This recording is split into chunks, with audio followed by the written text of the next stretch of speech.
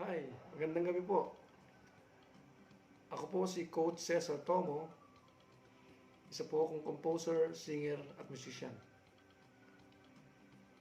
Nais ko pong talakayin sa gabing ito ang napakahalagang topic. Ito po ay ang paano sumulat at mag-compose ng gospel song. Pero bago po yan mga kapatid ay nais ko po sanang hilingin sa inyo na paki-like, share, and subscribe at mag-comment na rin po kayo sa baba bago po tayo magsimula. Ngayon po, una po sa lahat, ay nais ko po sabihin sa inyo na marami pong klase ng kanta. Nais ko po ipabatid sa inyo na ang mga awitin ay iba-iba. Meron pong tatawag na love song o awit patungkol sa pag-ibig. Meron pong song na patungkol po sa kapaligiran o environmental song. Meron po sa social issue, sa mga nangyayari po sa paligid. Meron po naman yung awitin para sa bansa at mga awitin patungkol sa mga kaibigan o sa mga mahal sa buhay. Pero sa gabi pong ito ay isa po sa pinakamahalagang topic na ating pong tatalakayin ay yung pong awiting mahalaga na nagbibigay po ng inspirasyon.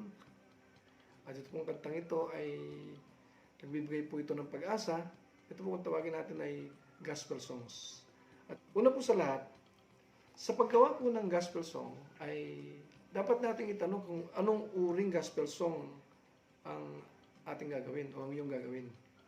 Kasi po mga kapatid ay marami pong klase ng gospel song. Ito po ang nagiging dahilan kung bakit ang marami nating kapatiran o mga kapatid sa Panginoon ay nagkakaroon ng confusion pag sila'y gumagawa ng mga kanta. Una po sa lahat, ang gospel song po ay iba't ibang klase. Una po, meron po tatawag na inspirational gospel song. Pangalawa po, meron po tatawag na evangelistic song o evangelistic gospel song. Pangatlo po, meron po tinatawag na praise and worship song. Pang-apat, meron po tinatawag na prophetic song. At ang panglima ay meron po tinatawag na apostolic song. Ngayon po, sa mga uri na mag-gospel song na ito, ay dapat po nating maunawaan na iba't iba pong audience o mga kapatid ang nangangailangan ng mga mensahe ng mga awiting ito. Ano po? Bakit po? Kasi po, akala ng iba, pag sila'y gumagawa ng kantang makalangit o makadiyos, nababagay ito sa lahat. Hindi po. Ang awiting pong makadiyos o gospel song ay meron pong pinaggagamitan. Depende po yan sa mga tao na ito pong pupuntahan o ating pong paglalaan ng mensahe. Halimbawa po, katulad po ng inspirational song. Ano po ba ang inspirational gospel song? Ito po ay para sa lahat. Ano po? Dahil ito po ay meron pong malalim na moral at spiritual na kahulugan. Kaya ang mga mensahe po ng mga awiting ito ay talagang pag narinig mo, ay nagbibigay po ito ng moral values and spiritual enhancement. Ano po? At mamaya po, magbibigay po tayo ng mga halimbawa. Katulad po ng mga sinusulat ng mga awitin, aking ginawang mga awitin. Kasi nga po, nagtatanong po ang marami, paano daw po ako nakagawa ng maraming, nakapag-compose ng maraming kanta. Sabi ko nga po, ay lahat po ng bagay ay may sekreto. At ito po ay, ito po ay kaloob ng Panginoon. Hindi po lahat ng sumusulat ng kanta ay pwede mag-compose. Hindi rin po lahat ng marunong tumugtog ay pwede rin sumulat ng kanta. Yung po sa mga sumusulat ng kanta, ang tawag po sa kanila ay lyricists. Ano lang po yun, puro mga awit lang po. Wala po silang tono. Wala pong melody. Ano po? Kaya tawag sa kanila lyricists. Purely, ito po ay mga pangungusap o mga lyrics, pero wala po silang tune. Tawag po sa kanila lyricists. Yun naman pong mga composer, kompleto po yan. Meron po yung lyrics, and at the same time, meron po yung tono. Okay? So kaya po yung sasabi ko kanina, yung pong inspirational song, ang inspirational song po ay para sa lahat. meron po siyang malalim na pakahulugan ng moral at espiritual na mga mensahe. Ang pangalawa po ay yung pong evangelistic song. Ang evangelistic song po ay isang awit na nag-aakay ng mga kaluluwa upang tanggapin si Kristo para sila'y maligtas. Kaya ito po ay ginagamit po sa labas, ginagamit po ito sa mga taong hindi pa nakakakilala sa Diyos. Kaya malimit po ito, meron po na tawag na evangelistic concert, evangelistic crusade. Ano po? Makikita po rin nyo, puro po yan, ang target pong audience dyan ay patungkol po sa mga unbelievers, ano po, mga hindi pa mananampalataya o wala pang personal na relasyon ng malalim sa Panginoon at hindi pa naunawaan ang kaharian ng Diyos o ang kaharian ng langit. Hindi pa po sila tumatanggap, hindi pa po sila kabilang sa pamilya ng Panginoon. Yun po, kaya nga po tandaan po natin, ang evangelistic song ay para po yan sa mga hindi pa mananampalataya. Kaya kalimitan po yan, ginagamit po yan sa mga taong talagang nasa labas ng iglesia at hindi pa po sila nakakilala sa Panginoon. At ang katlo naman po, yung tinatawag nating praise and worship song. Isa po yung uri ng gospel song. Ang praise and worship song po ay para naman po yan sa mga mananampalataya na o believers. Ito po yung mga awiting papuri at pagsamba na kalimitan ginagamit po yan sa loob po ng ating iglesia o panambahan o bahay dalanginan. Kaya po ang mga awitin po rito ay para po sa mga believer na po, mga mananampalataya. Kaya nga po pagka ang mga imbitasyon ay patungkol po sa praise and worship concert, ang ibig sabihin po yan, ang mga dadalo po dyan ay mga taong talagang nakakilala na sa Panginoon. Ano po? Kaya nga po, ito po yung maraming awit na ginagamit kasi napakarami po kasing pagtitipon, na ginagamitan po ng papuri at mga pagsambang awit. Yung pong pagbibigay, yan po yung usang uri ng pagsamba o pagpupuri sa Diyos. Ano po? Yung pong mga ginagamit po nating seremonya sa loob po ng iglesia. Kaya po yung ginagamit po yan ng mga pagsambang awit. Kaya napakahalaga po na matutunan po ng bawat isa na magko-compose o susulat ng mga awitin na gospel song, yung mga kategoryang ito o ito po ang uri ng mga gospel song na ito. Then pangapat po, yung tinatawag po nating prophetic song. Ang prophetic song po, ito naman po ay para sa mga leaders, ano po, o sa mga leader ng bansa o leader ng iglesia, sapagkat ang mga awiting prophetic song ay nagbibigay po ito ng direksyon, ano po, o babala sa isang tao o sa iglesia patungo sa kanyang hinaharap. Kaya napakahalaga po na tayo po dapat magkaroon po ng kaalaman patungkol po sa gospel song na ito na prophetic song. Hango po ito sa banal na kasulatan. Lahat po ito, hango po ito lahat sa banal na kasulatan. Kaya ito po yung mga awiting napakahalaga sapagkat ito po ay nagtataglay ng direksyon sa hinaharap dito sa lupa hanggang sa kabilang buhay. Kaya napakahalaga po na malaman po natin ang mga prophetic song dahil ito po ay nagbibigay po ng direksyon lalo na sa mga leader po natin, sa bawat individual at sa ating pong iglesia. At ang panglima naman po ay yung tinatawag na apostolic song. Ito naman po ay para sa mga handa ng manilbihan at handa na maglingkod sa Panginoon. Siya na ipapasok na sa talagang magpapasya na siya, ano po, na manilbihan at maglingkod sa Panginoon at iiwanan niya ng lahat. Dahil siya po ay tutugon na sa panawagan ng Diyos sa kanyang buhay. Kasi po, ang apostolic, yan po yung tatawag nating pinadala para sa isang gampanin o pagmimisyon.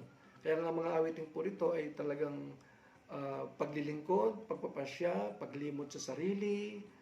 Talaga pong tayo po ay talagang iiwanan na sa libutan at tayo po ay talagang tutugon na sa pinagagawa sa atin ng Panginoon. Kaya po yung apostolic, ipapadala tayo ng Panginoon. Kaya napakahalaga po ng mga kategoryang ito. Ano po? Dahil ang mga kategoryang ito ang siyang magbibigay sa atin ng gabay upang tayo po ay talagang magkaroon ng tunay na kaalaman patungkol po sa tinatawag po nating pag-compose, pagsulat ng gospel song. Yan po. Yan po yung una. Pangalawa po, yung sinasabi natin kanina, yung kanino po natin dapat iparating ang mga mensahe, nasabi ko na rin po sa inyo. Ano po? Yung pong pangatlo, yung pong tinatawag nating paano po natin isusulat ano po ang mga letra o salita ng ating pong gagawing gospel song na may tugma sa isa't isa. Tandaan po natin, ang mga salita o ano po, o letra ng ating pong gagawing gospel song, kailangan po yan may nagkakatugma sa isa't isa sapagkat meron po yung pattern. Ano po? Ano po yung pattern? Meron po tayong 4 na pattern na tatalakayin. Ano po? Ito po ay napakahalaga. Ito pong 4 na pattern na ito po yung mahalaga sa paggawa po natin ng gospel song. Una, yung po tinatawag nating AAA pattern. 4 na A pattern. Bakit po? Sapagkat ang karaniwang sukat ng paggawa ng awit ay 4 na stanza. Kaya ko po ginawang 4 na AAAA pattern sapagkat sila po ay nagkakatugma-tugma. Ang kanila pong dulo ng kanila pong mensahe ng kanilang salita ay halos magkakaparehas. Halimbawa po, ang sandulo ay kaliwanagan. Yan. Tapos ang pangalawang stanza ay kadiliman. Pangatlong stanza ay kasalanan. Pang-4 na stanza ay karamdaman. So kung papansinin po ninyo, ay papakita po namin sa inyo yung pattern. Ano po? Yung una ay makita po ninyo talagang maalas magkakatulad po sila. Tayo anak ng kaliwanagan at di ng kadiliman. Ano po? Pinalaya niya tayo sa ating kasalanan, sa hirap at dusa at karamdaman.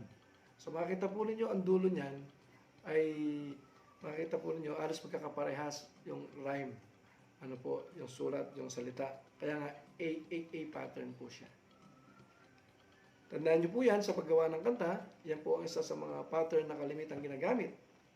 Pangalawa po, kalimitang ginagamit po ng mga composer ano po, na maraming kantang naisulat na patungkol po sa Panginoon, sa makalangit na mga awitin, gospel song. Yung pong tatawag nating AA and BB pattern. Ibig po sabihin, yung pong unang 2 stanza ay magkatulad at saka yung 2 stanza sa pangatlo pang-4 sa huli ay ibang salita pero magkatulad din sila. Halimbawa po, ito po yung pattern ng AA and BB pattern. Aking buhay wala nang saysay. Okay? Nang ako sa piling mo ay mawalay. So ang dulo po nila, saysay at saka mawalay. So hindi po yung rhyme. Parehas po. Pangatlong stanza po, ang ginamit po na ay Panginoon, ako'y mahina. Mahina. Hina po yung huli. At ang pang-4 na stanza ay nadaya ng aking pangunawa. So makita po nyo, hina, unawa. So, bagamat magkaiba po sila, pero yung pong pattern nila, 2 sa taas, na first and second, parehas po silang I. Then, third and fourth, parehas po silang na. Yan po yung pangalawang pattern sa pag-compose po o pagsulat po at pag-compose ng gospel song. Then, pangatlo po, yung po tinatawag nating AB pattern. Una, pangalawa magkaiba. Una at pangatlo magkatulad. Pangalawa at pang-4 na stanza magkatulad. Tingnan niyo po yung pattern ng AB pattern. Okay? Panginoon, salamat po. Ayan. Pangalawa, sa iyong katapatan. So magkaiba. Pangatlo, inibig mo ang tulad ko. So yung magkatulad yung kosa po sa una. Tapos yung pang-4, isang makasalanan. Magkatulad naman ang pang-4 na stanza sa pangatlo. Yung katapatan at saka kasalanan. Yung una naman, Panginoon, salamat po. Inibig mo ang tulad ko sa pangatlo. So, yan po ang AB pattern. Okay? Ito naman po yung isa sa mga pinakamahirap na pattern, yung number 4 pattern. Ito po yung tatawag na ABCD pattern. Hindi po sila magkakatulad lahat. Yan po, talaga po ang mga gumagawa niyan ay madalang at mga professional. Ano po? At lahat naman po yan mga professional, pero meron pong kanya-kanyang style. Yan po. Basta importante po, nasa sukat po yan at nasa ano po yan, tamang sukat, tamang salita. Ano po, kasi po ang paggawa po ng musika ay nasa eksaktong sukat po yan. Ano po, meron po tayong measure. Kaya makita po ninyo, ito po yung ABCD pattern ng paggawa ng salita na magtutugma. Ito po yung madalang. Ano po yung ABCD? Hindi po sila magkakatulad. Tingnan po ninyo. Ang unang stanza, ang ginamit niya, okay, tibayin mo ang iyong puso. Oh. Puso ang huli, uhubog sa iyong bukas. Bukas ang pangalawang stanza. Pangatlo ay natutulog ba ang Diyos? O, Diyos ang pangatlo. At ang pangapat ay mayroong halaga sa Kanya. So, tingnan po ninyo yung mga pattern nila sa dulo. Karami po kasi sa dulo po nagtatapos yan eh. Doon po natin na-recognize o nalalaman ano po yung ganda ng rhyme, yung ganda ng mga salita, kung tutugma sila sa sukat o tiempo o bilang ng nota. Ano po? Makita po ninyo, tingnan po nyo, ginamit po niya, ABCD pattern. Tibayin mo yung puso ang huli, uhubog sa yung bukas ang ginamit. Ano po, natutulog ba ang Diyos? Diyos ang ginamit sa pangatlo. At ang pangapat, mayroong halaga sa Kanya. So lahat po sila hindi magkakatulad. Pero nakita po ninyo, ito po yung napakagandang awit. At ngayon naman po, ay dumako po tayo sa pangapat. Ito po tinatawag natin tamang paggawa ng tono o melodiya ng ating pong gospel song. Ito po yung tinatawag natin genre, style, o kategorya po ng tono. Ano po? Una po sa lahat, pag tayo po gagawa ng tono, ako sa akin pong karanasan sa loob ng maraming taon, minsan po nauuna po ang tono. Minsan naman magkasabay ang tono o kasabay po ng letra o salita. Minsan naman ako po gumawa ng kanta, isang taon na hindi ko pa natatapos. Minsan naman meron po 5 minuto, minsan 2 minuto, nakakagawa po ako ng kanta. So, salamat po sa Panginoon ng mga albums na ginawa sa akin ng Panginoon, binigay sa akin ng Panginoon, ay isang biyaya. Kaya wala po tayong may pagmamalaki. Ngayon po, una po sa lahat, sa paggawa po ng tamang tono, melodiya, o genre, ay isipin po natin, ano po, kailangan, ang gagawin po ba natin ay mabilis o mabagal? Dito po sa larangang paggawa ng tono, dito na po pumapasok ang kaalaman natin technical pagdating sa musika. Kasi po ang musika ay meron po yung tinatawag nating family chord o family notes. Ano po? Kaya dapat alamin po natin kung tayo po gaano po kalawak ang ating kaalaman sa pagtugtog ng instrumento. Kasi po, ang pagtugtog ng instrumento, pag tayo po maalam dyan, matututunan po natin ang iba't ibang sukat. Meron po diyang iba't ibang sukat. Ano po? Yung pong sukat o tiempo. Meron po tinatawag na 4/4 timing. Ano po? Ito po isang uri ng sukat. 4 po ang sukat niyan. 4 ang bilang niyan. Kaya 4/4 po eh. Binibilang po yan ng 4 na bahagi. Ano po? At kaya ang sukat po niyan, 1, 2, 3, 4. Tapos 1, 2, 3, 4. Yan po, yan 4/4. At meron po tinatawag na tempo o sukat na 3/4. Ano po? Yung kabuang 4 ay bibilangin mo lang sa 3. Katulad po ng 1, 2, 3. 1, 2, 3. 1, 2, 3. 1, 2, 3. Ang po tawag po dyan, 3/4. Ano po, na sukat. Meron po, tinatawag nating 2/4. Ano po, depende po yan sa bagal o sa bilis. Kaya po 1, 2, 1, 2, 1, 2, 1, 2, 1, 2. Ano po? May mga kanta pong ganyan. Ayan po yan. Ayan po yan. Yan po yung 2/4.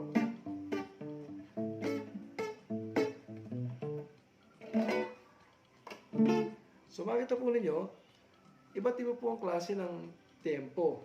Kaya ito po ay depende po sa inyo kung ano pong gagawin nyo. Isa po bang mabilis o mabagal. At yung pong mga tono ay iba't ibang pong klase yan, yung mga genre o sa kategorya. Meron po tayong tinatawag na pop. Ano po? Yung po natin pop song. Ano po? Meron po tayong tinatawag na jazz style, jazz song. Ano po? Meron pong disco type. Ano po? Meron pong rhythm and blues, R&B. Pero karamihan po dyan, mga 4/4 po yan. Meron pong folk. Meron pong soul type. Ano po? Kung napakinggan niyo po yung album ko na Umaapaw na Pagsamba, yung first album, noong 1999, meron po akong kinanta doon yung soul type, yung natawag nating pagkakataon.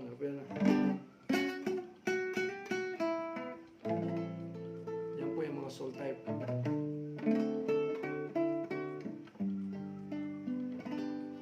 Kung bibigyan mo lang ako ng pagkakataon, o Diyos, itataas hanggang wakas pag-ibig mong wagas. Nais na maglingkod. Yan po yung mga soul type. Ano po? At meron naman po reggae style. 4/4 po yan, kaya lang po ang style niyan, para po siyang reggae at same time ethnic style. Ano po? Meron din po akong ginawang kanta niyan sa ating pong first album na Umaapaw na Pagsamba. Tingnan niyo po yan sa YouTube. Umaapaw na Pagsamba. Makita po niyo, hanapin niyo Pagpapala. Yan po ay reggae style. Ano po? At same time, yan po ay may pagka-ethnic din. Ano po? Doon niyo po, makikita niyo po yan. I-search niyo po sa YouTube yung Umaapaw na Pagsamba, Cesar Tomo. Ano po? Type niyo lang Cesar Tomo, lalabas na po. Nandun po lahat ng aking album. At makikita po ninyo yung mga sasabi ko sa inyo, yung reggae, yung Pagpapala, yung soul, Pagkakataon, nandiyan po yung rap, nandiyan po yung Anak ng Liwanag. So yan po yung iba't ibang klase ng tono, tempo, depende sa sukat, nasa inyo po yan, depende po sa gagawin ninyo. At kung naman po ay open sa inyo, na ano po ang inyo pong katanungan, ay mag-comment lang po kayo kung meron po kayong mga tanong, sapagkat ako po ay nakakatatlong album na at pang-apat na po yung ginagawa namin at meron po tayong 3 pang album na ginagawa. At yan po ay sa biyaya ng Panginoon, ay hindi po natin yan for sale o whatever kasi yan po yung ministry. Kaya tingnan po ninyo, sa biyaya po ng Panginoon, siya po nagsusupport sa atin. Kaya yan po yung tamang paggawa ng tono, melodiya, ano po, o genre o style ng ating pong gospel song. Mamimili na lang po kayo doon ng kategorya, tapos ipapatong niyo po yan, mabilis ba o mabagal, anong klaseng tempo, 4/4 po ba siya, 3/4 po ba siya, 2/4 po ba siya. Marami na po kayo matutunan dyan. Meron po 16-bit dyan. I-search nyo lang po yan, yung mga sukat na yan, ano po, at tsaka nyo ipatong yung lyrics na ating pong, na inyo pong isusulat, na meron po tayong pattern doon po sa paggawa ng letra, sulat, ano po, o salita, na merong tugma sa mga dulo, at saka makakabuo na po kayo ng isang magandang gospel. Kaya muli, salamat po sa unang bahagi ng ating pong pagbibigay ng napakahalagang topic na ito, yung paano sumulat o mag-compose ng gospel song. Ano po? At sundan nyo lang po ako sa channel na ito at titiyakin ko po sa inyong napakarami po ninyong matututunan. Ano po? Dahil lang po tinawag ng Panginoon sa lupong maraming taon, ang madilim na buhay ko ay ginamit ng Panginoon upang magbigay ng pag-asa. Ako mismo, naranasan ko ang kabutihan ng ating Panginoon, kaya walang salita o walang sapat na salita upang pasalamatan ko ang Diyos sa aking buhay. Ibinigay po ito ng libre sa akin ng Panginoon, kaya yun po ibinabahagi ko isang napakalaking karangalan at kagalakan na kayo po ay aking paglingkuran, sapagkat ito po ay biyaya lamang ng ating Panginoon. Hanggang sa muli, sundin niyo po ako sa channel na ito. Sa Diyos po ang papuri. Ako po si Coach Cesar Tomo. Magandang gabi po sa inyo lahat. God bless you.